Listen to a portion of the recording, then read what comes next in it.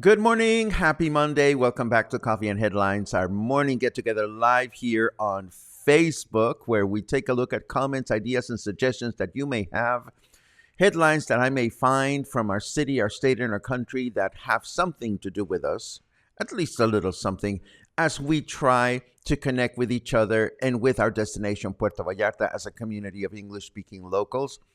It is such a pleasure to see you, particularly today. Last week was a crazy week for me, between getting the meet and greet together and putting a dent into my Spanish workshop, which is coming up this week. And of course, I had friends from out of town that were not here necessarily just to see me, but still, out of town friends always take time and energy from one's schedule. So I'm happy to report that yesterday I stayed home all day long, got a lot of work done, but I was happy doing it, and then I slept like a baby last night. So I am so happy to be here today, and I'm happy to welcome you all to our broadcast as always. If you are new watching live, just write the word new. We'll give you a nice little hello. And if you have something really important on your mind, please add a capital letter Q to your comment, and we'll be looking for your comment during the comment section later on. Today, we have all kinds of fun and interesting news, important news for those of you that travel to Puerto Vallarta from other countries on a frequent basis. Oh my God, we have all kinds of crazy fun things. So I'm sure you're going to enjoy the broadcast, and hopefully that will be the case. If not, I am sure you will let me know. Let's get started.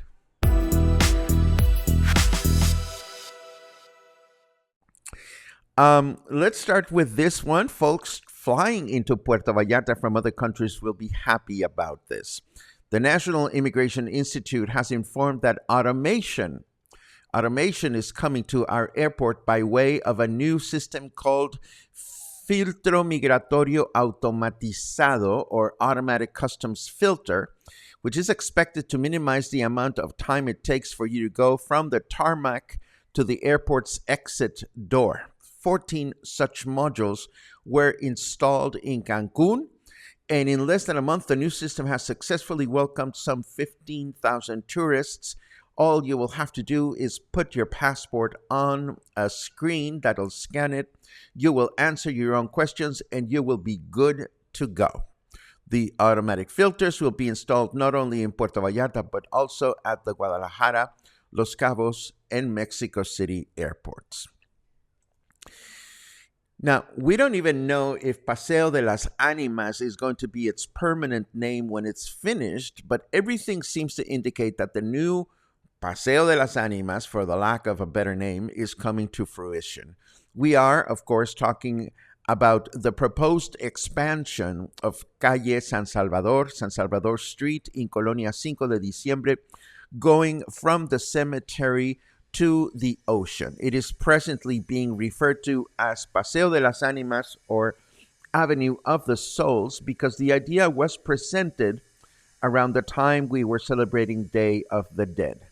Souls aside, this very ambitious project involves standardizing and widening sidewalks, adding a bicycle lane, limiting vehicle parking to only one side of the street, and moving all cables underground, along with other cosmetic improvements such as plants and so forth and so on. City Council member Pablo Ruperto Gomez, who is spearheading the project, organized another town meeting with residents of the area to take in all their concerns. And these town meetings will continue to take place in order to address them.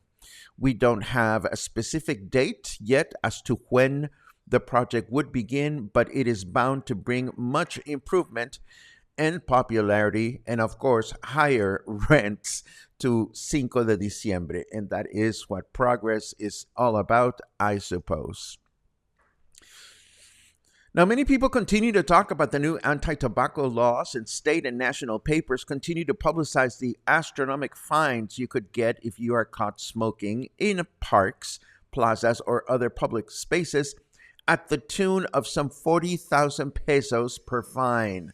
But who's enforcing them? According to the article, the Secretary of Health will be in charge of designating and training the personnel that will be in charge of this task. And the article also features a toll-free number if you wish to report a business or person that is behaving badly. This number will put you in touch with federal authorities. To this date, the Jalisco Secretary of Health has not made any statements just yet about how our state will handle the new tobacco laws. Once again, the Super Bowl is around the corner, and once again, Jalisco will fare extremely well with a first-time ever exportation of 10,000 tons of avocados.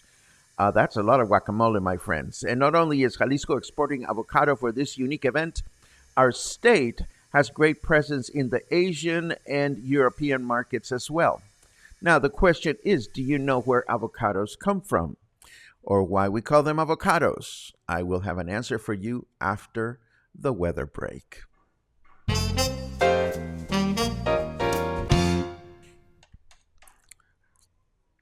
Holy shit, Bat, the sun is here, says Snarky Weatherman.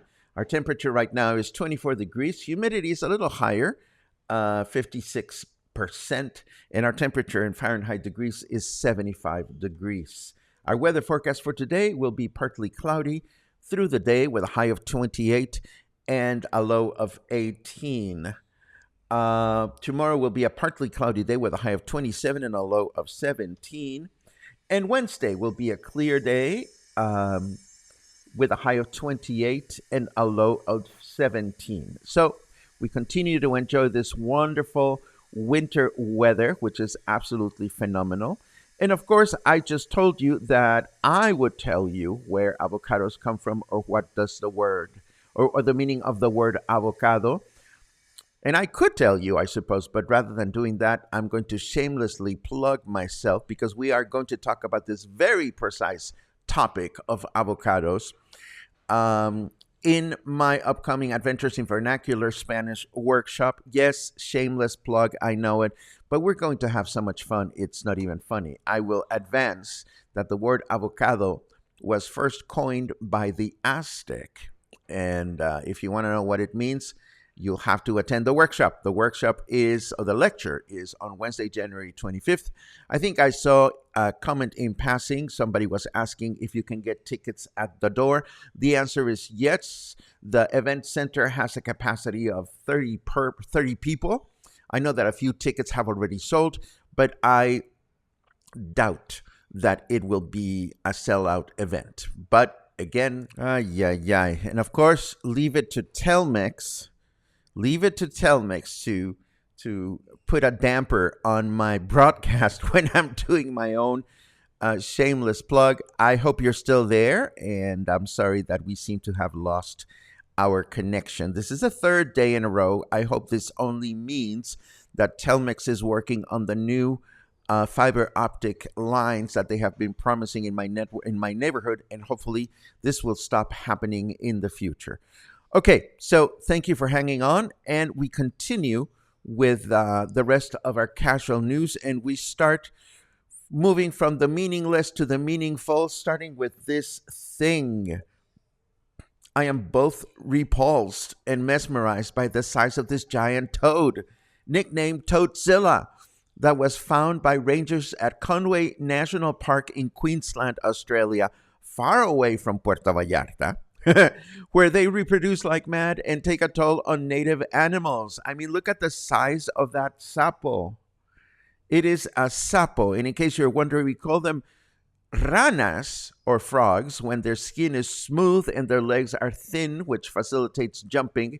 And we call them sapos, or toads, when they are chunky and disgusting looking and they look like they're having a terrible time. And their skin is rough like this one. I wonder if I can belch louder than it can, and I'm willing to say that I can. I don't know why I showed you that. All I know is that I have been having dreams about this giant mother of a toad. If you think you're losing your hearing and find it increasingly difficult to understand the dialogue in movies and television shows, such that you need to turn subtitles on, you are not alone. It's not you, it is the industry. And Vox has produced a fascinating 10-minute explanatory video on this amusing topic. I will leave you with a link in the show notes so that you can explore it further. Now, you're probably wondering what this lovely tricolored heron is doing. Well, it is dancing, and I lifted this video from the Facebook page of Rancho Primavera, a beautiful bird watching paradise located some 10 minutes away from El Tuito. And Rancho Primavera is a bird sanctuary where almost 300 species of birds can be seen on a regular basis. Rancho Primavera features overnight accommodations and also welcomes day birders on a donation basis. I've known the ladies that run this beautiful project for many years, and it is always a pleasure to bring up their beautiful getaway in conversation. I will share their Facebook page so that you can check it out. They have a ton of videos of the many different species that you can watch for in their property. So if you enjoy birding, this is a necessary stop. And now I want to tell you about Amy Armstrong's gloriously funny Ouid concert that we enjoyed, some of us enjoyed on Saturday night. A bunch of friends from the cluster were there. Not only did we get a treat of enjoying Amy live during our meet and greet last week, we decided to get together and go and enjoy one of her two shows. She has two shows going on at Nacho Daddy. One is Simply the Best, and this other show is Ouid, her conversations about her adventures with cannabis as she has gone through recovery from cancer. And I tell you, the show was absolutely wonderful. And I'm going to tell you a couple of reasons why. First of all, Nacho Daddy is a small, intimate, the room upstairs. It's a small, intimate theater which has gone through its ups and downs, but right now the space is clean, it's well kept, and thanks to sound engineer Santiago, it is sounding beautifully. Amy had Fernando on the guitar and Aaron on percussion. She had a guest saxophone player, and the show was loud, but not unpleasantly so. The choice of songs, as I mentioned before, included selections of reefer and pot related songs that go back to the 1920s or 1930s, if I think. And Amy is quick to remind us that, she's not advocating everybody or anybody to go out and get high. She's simply saying, this is what I've done to take care of myself and has worked for me. So there will be times in which you will be moved by her anecdotes. There are times in which you're going to want to laugh as loud as you can, and you should. And there are times that may bring you to tears because cancer recovery is not an everyday thing. But those are just the circumstances surrounding this beautiful musical evening. in the process of doing so, it is so much fun to enjoy the cross pollination that Amy and Fernando have executed upon each other. First of all, Fernando is a very well known flamenco guitar player, and Amy is a very, very soulful, um, jazzy R&B vocalist. So their musical styles have evolved as their friendship has. So it's funny to see Fernando steer away from the kinds of grooves that he's familiar with and tackle Bob Marley songs and other material. And then it's great to see Amy break into Spanish lyrics from time to time. And another thing that is simply amazing to watch is the enduring friendship that both Amy and Fernando have forged with one another. Not only have they become amazing friends through the pandemic, but this shows up so clearly in their musicianship and the way they perform together. So it is a wonderful evening of fun comedy, great music, great performance, a lot of good vibes, and lots of gratitude. I cannot tell you enough how much you will enjoy watching this broadcast, this concert, even if you're not a pot smoker or you don't care about the subject matter. I strongly recommend you do. I know that she is going to continue to do this for a while, I think through March, but don't wait until the very end. Get your tickets for this performance. And with that said, let me turn over to your comments just to see what everybody is up to today.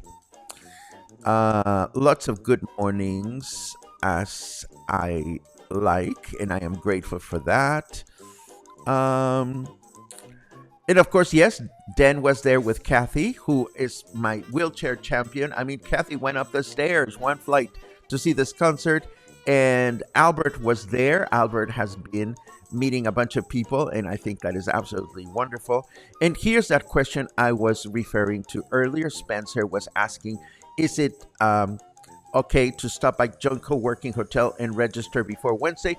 The answer is yes. You will be given a ticket stub when you pay for the ticket, and you want to hold on to that ticket stub and bring it with you on Wednesday evening. Um, let's see what else. Doody-doody-doo-dee-doo. Doody-doody-doo-dee-doo.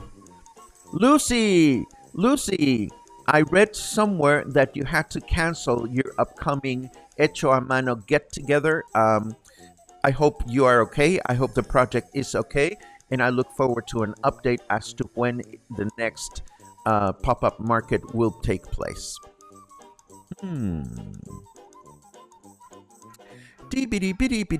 Yes, we froze. I am so sorry about that. But here we are. And Luisa says, "Oh, que la Telmex." That's a great expression for, there goes Telmex again.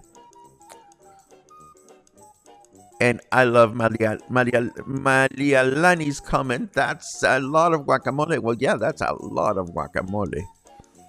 Um,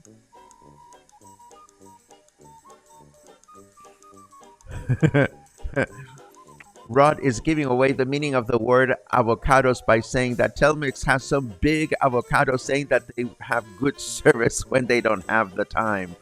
I love it.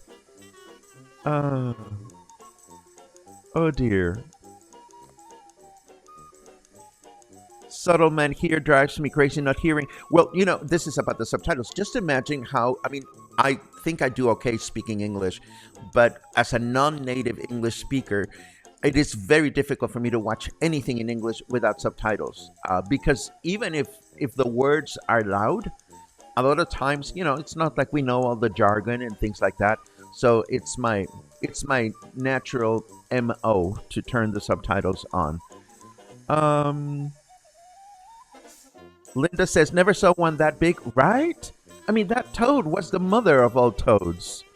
And Barbara endorses Rancho Primavera. I haven't been in forever, but I am so glad to see that the ladies are keeping active. Again, if you get to El Tuito by car and want to visit this place, they probably would welcome a heads up, an advance notice, but just get in touch with them through their Facebook page and let them know would it be okay for us to visit, and then you'll be all set. Boom, boom, boom. Good morning. Diane went to see Brent Barrett last night. Thanks for the recommendation. It's my pleasure. I'm so glad to hear that you enjoyed yourself. Unfortunately, last night was Brent's last performance. And then, oh my God.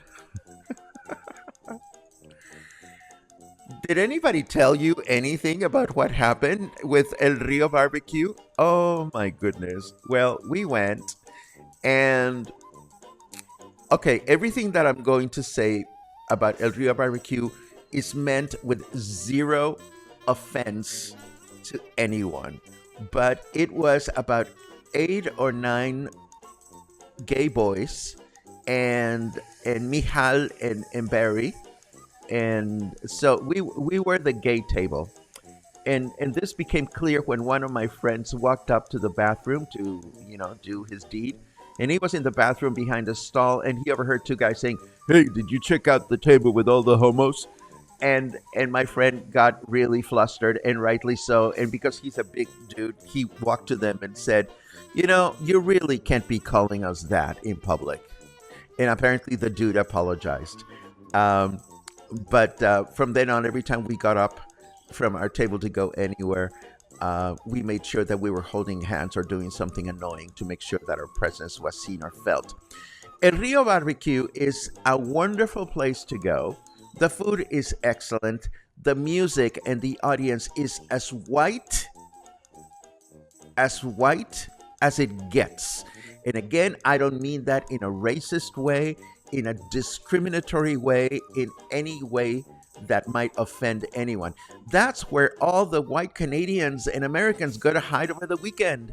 The band was awesome. They played a lot of rock tunes, and everybody knew, how to respond. And of course, they did Sweet Caroline, and everybody went so good, so good, so good, and so forth and so on. It's a precious hideaway for anyone looking for that kind of an atmosphere. It was crowded. It was loud. But that's the way they run it. That's the way they like it. So if you want to be in a place with a bunch of people that might be ever so slightly homophobic and enjoy loud rock music, it is a great place to go. I'm happy that I went. I personally would go back when there's no music going on because being so close to the river, I want to enjoy the river. I want to enjoy the food. I want to enjoy my friends in conversation. But that is just me. For a lively outing, once in a while, it was absolutely fabulous. We loved every minute of it. But will I go back in the near future? Probably not. Not my scene. But I'm very, very glad that I went. Sean sums it up by saying shirts without sleeves are mandatory at El Rio. That's pretty much, yes. Oh my God. And seeing old fogies like me get up and dance, even with their canes. I mean, it was just, it was absolutely surreal. I'm so glad that I went. And Kurt, the owner, got up and sang a few tunes, which I didn't know he could do that. I was happy to go because, again, I hear through the grapevine that they're closing, and Hollis, their barbecue expert, produces amazing ribs. So I'm glad that I went. I may go back before they close, which I understand will happen at the end of this season. Oh, thank you. Yes, a redneck bar. Yes, that's what it is. It's a big redneck bar with good food. Good food and good service. That's what it was. Okay, so thank you for asking, Christy. And this is the end of today. I'm going to put my Spanish lecture hat on and wrap up the lecture today so that it can be ready for Wednesday. I'm looking forward to it, and I'm looking forward to connecting with you again as always. I hope to see you again tomorrow, and if not, sometime in the near future. Have a great day.